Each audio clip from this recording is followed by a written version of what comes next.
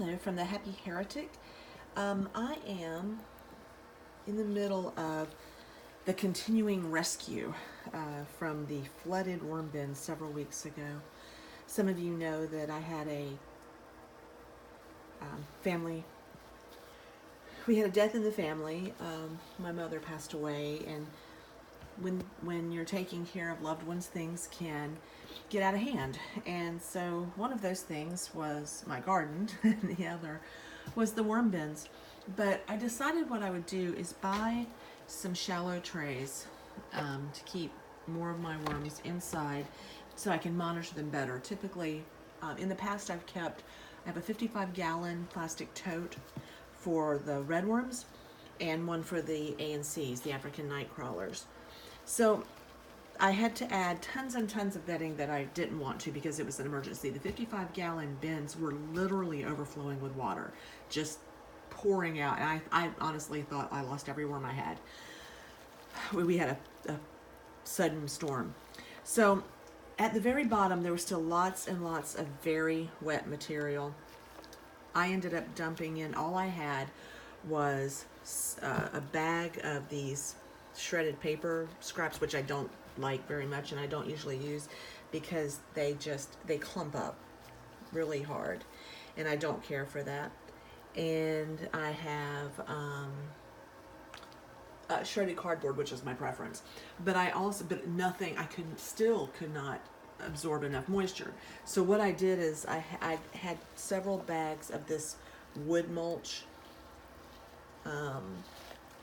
I tried to get the bigger pieces of wood out, but it's still very woody.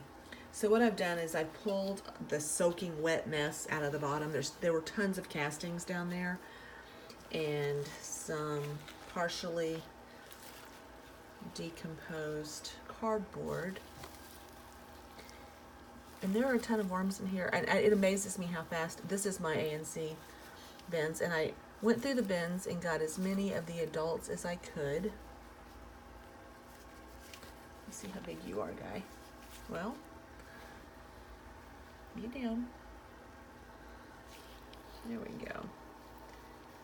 Beautiful adult. I love my ANCs. And it's funny because oh, there they are. I had to pull them out one by one. And these little boogers are going down to the wettest, nastiest part of this bin. And I only did this a few minutes ago. I haven't had a chance to add dry bedding. I just wanted to show what it started as. But if you'll look, this is where they want to be. I don't know why. Everybody keeps saying, don't let your bin get wet. But oh, look what we've got going on down here. Where are you? But Oh, the iridescence. I have a good light. I'm in my studio right now, and I have one of my art lights on, and it looks like it's simulating the sun well enough that people who are not familiar with ANCs may see. Let's see if I can find it. Watch the blue. The iridescence on these things makes them so beautiful to me. Yep, down here in the wet, in the mud, in the dirt. I use a lot of leaf litter, and they love it. Come on out, guys. I just want to look at you for a minute. I'm sorry. Okay. So this is the first ANC bin. I'm going to cover you guys back up. Oh, you just saw a lot of my art supplies because I didn't clean it up. I didn't know I was going to have to bring them in today. Actually, I should say I didn't know I was going to get... Oh, there you are. Again, in the wettest part. Look at that gorgeous blue iridescence.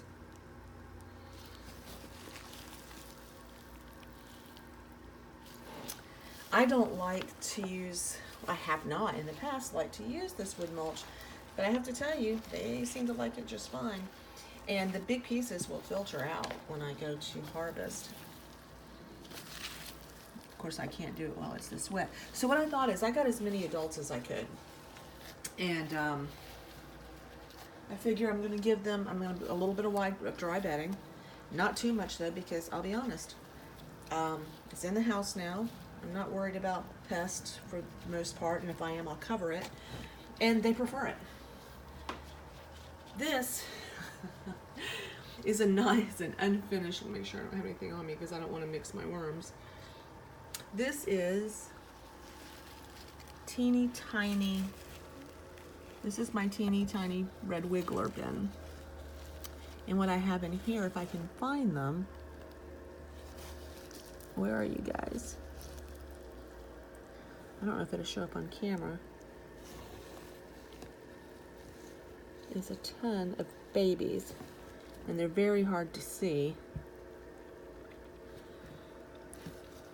Can come out. Let's see. But almost this whole bin is babies. So I've got a lot of, my technique really honestly is provide a little bit of everything. Over here it's very wet, which is usually where I find them. Oh, there's one down there. Let's see where you are. Where did you go? You're into that, aren't you? Here you are.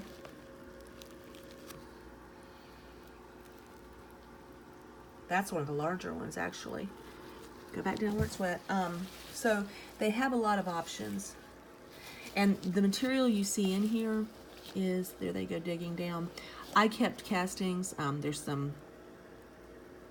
There's a cocoon. There aren't as many cocoons in this, but there's a lot of options for them. And like I said, there's really, I mean, maybe 100 teeny tiny. Most of this material is in here because any less would not hold moisture. I was having trouble with it drying out. But I just want them to do their thing. I'm just waiting to see how they grow up. There's, like I said, casting and bedding from the bed. A lot of this material is from their bed, so it's microbial rich. There was some food left over, so this stuff is not breaking down as fast as I thought. I may have to shred it. Make sure I don't have babies again, because they're about to go in I'm about to go into a different bin. Okay. This is another, same as the first one. I just should put them next to each other. This is ANCs from the same flooded bin, done the same way with the same material. I did not count them. Hey guys. Let's see where you guys are congregating. There you are. Can you come out? Not really? There you go.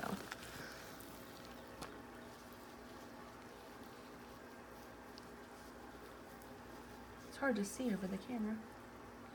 Look at you, a nice long one.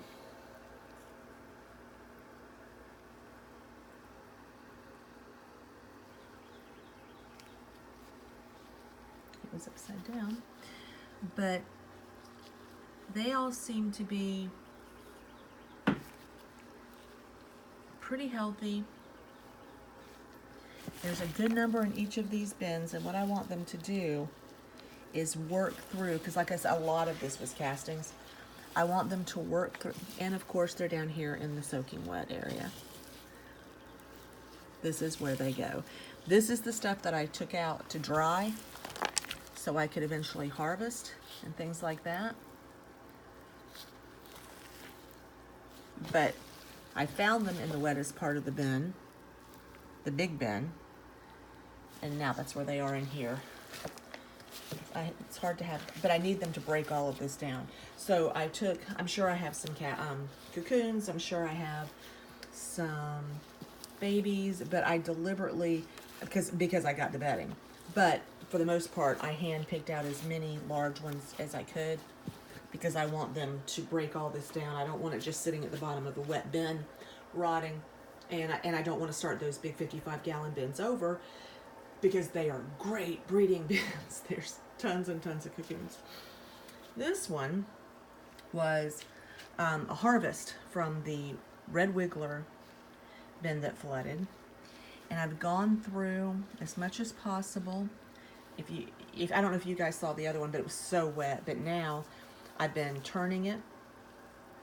I go through every couple of days. I'm just letting the babies hatch out. And it was so wet, I put a piece of cardboard in there. Plus, I figure as they hatch out, I may be able to find them more easily. But there shouldn't be too, and I say that, and there's one right there. There shouldn't be too many in here, but since I don't have an immediate need for my vermicast right now, I keep it moist. I'm letting the babies hatch out. And then once they're easier to get out without hurting them, and I'm pretty sure I have most of them, I will use this in my fall garden for fall planting. Oh, there's one on my finger. Get back in there. Those tiny babies get on your gloves and you don't realize it. I think that's all of them. But I can probably remove this a little bit and just put it on top now to help with moisture. I do not want these to dry out. The last thing you want is, you don't have to use your vermicast right away. I know people say you do, but you really don't. I just keep mine like I would a regular bin. I keep the moisture right, I keep it aerated, and it lasts as long as it would in your worm bin. There. Just needed to be covered up a little bit. Okay, so I have a harvest that I am not maturing as in it makes it better, but I wanted to retrieve as many worms and castings, worms and cocoons as I could, because I don't need all the castings right now. And that's just what I saved from the flooded bin in the red wigglers. This one is a lot, as you can see, of cocoons and composted material, because I had to mix that bed with a whole bunch of, and I lost a really big harvest is what I'm saying. I was about to harvest for the first time the African Nightcrawler bin when we got that flood. So tons of adults in here for this size of bin, I think. And I'm going to let them just do their thing. There's not much in the way of kitchen scraps or anything in here. I'm going to put a banana or something in here just to pump them up, get them fat and juicy, and let them work this material down. I'm going to have to turn it every day, as much as I hate to do it. I really hate turning these bins unless you have to, because it disrupts their feeding cycle and their mating cycle. But I am going to, because it's just a little bit too wet, although being in the air-conditioned house may change it. This is what looks essentially like a trash. Oh, by the way, I put no soil, no dirt, no peat, no coir, no coconut coir, none of that in here. Just a handful or two, and what I harvested with the babies of the flooded bin, and I'm just going to let them do what they do. We'll see how that goes. And the African Nightcrawler bin too. And we'll see how. I'm very curious in an area that's controlled like this, that I can monitor a whole lot better than a 55-gallon bin, how fast this stuff breaks down. So I will be checking back, and if I see that it's drying, I'll turn the art light off because they don't need that on them.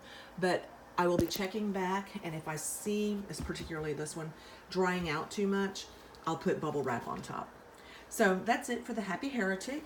If you're curious to see how this accidental wood mulch experiment is going, check back and we will see. So like it if you like it, and subscribe if you want to see what I'm up to on any given day.